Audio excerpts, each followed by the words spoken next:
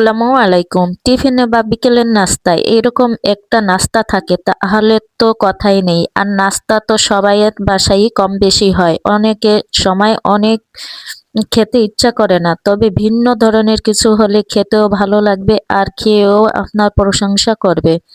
এটা তো বেশি নরম আর তুলতুলে।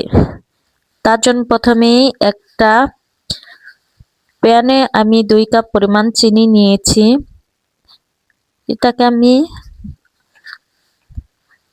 ক্যারামেল বানিয়ে নেব। আমি হালকা একটু পানি দিয়ে নিয়েছি।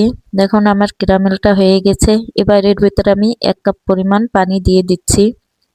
পানি দিয়ে আমি এটাকে এক সাইডে রেখে দেব। তারপর আমি নিয়ে নেব ফুটি আর কুমড়োর বীজ নিয়ে নিচ্ছি একটা বাটিতে। তারপর সামান্য পরিমাণ পানি দিয়ে ভিজিয়ে রেখে দিচ্ছি এক সাইডে। এরপর আমি একটা বাটিতে 1 কাপ পরিমাণ তেল, সয়াবিন তেল আর একটা ডিম দিয়ে ভালো করে একটু ফেটে নিচ্ছি।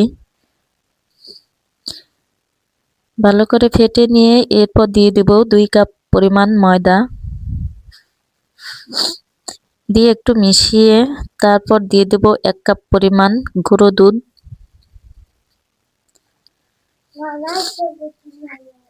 এক কাপ পরিমাণ গুঁড়ো দুধ দিয়ে দিচ্ছি 1 চামচ বেকিং পাউডার দিয়ে ভালো করে মিশিয়ে নেব।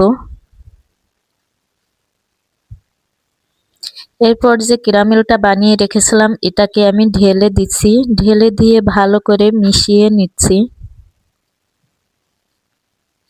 তারপর আমি ভিজে রাখা ফুটি আর কুমড়োর বীজটাও দিয়ে ভালো করে মিশিয়ে নিব।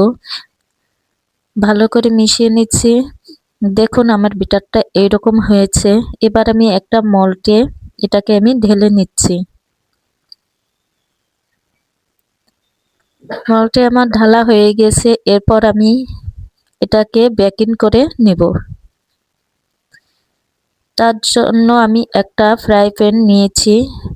তার উপরে মোল্ডটা বসিয়ে আমি আরো কিছু ফুটি দিয়ে দিচ্ছি উপর দিয়ে। এটা আপনারা চাইলে দিতে পারেন আবার নাও দিতে পারেন। তারপর আমি ঢেকে এটাকে বেকিং করে নেব 30 থেকে 35 মিনিটের জন্য। দেখুন আমার কেকটা হয়ে গেছে। এবার এটাকে আমি এক ছুরি দিয়ে 4 সাইডে একটু করে নিচ্ছি। তারপর আমি একটা প্লেট দিয়ে এটাকে ঢেলে নিচ্ছি।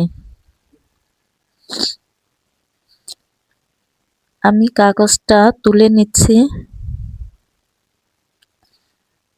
দেখুন কেকটা কি সুন্দর হয়েছে আর সফটও হয়েছে, খেতেও অসাধারণ হয়েছে। এবার আমি এটাকে কেটে নিচ্ছি।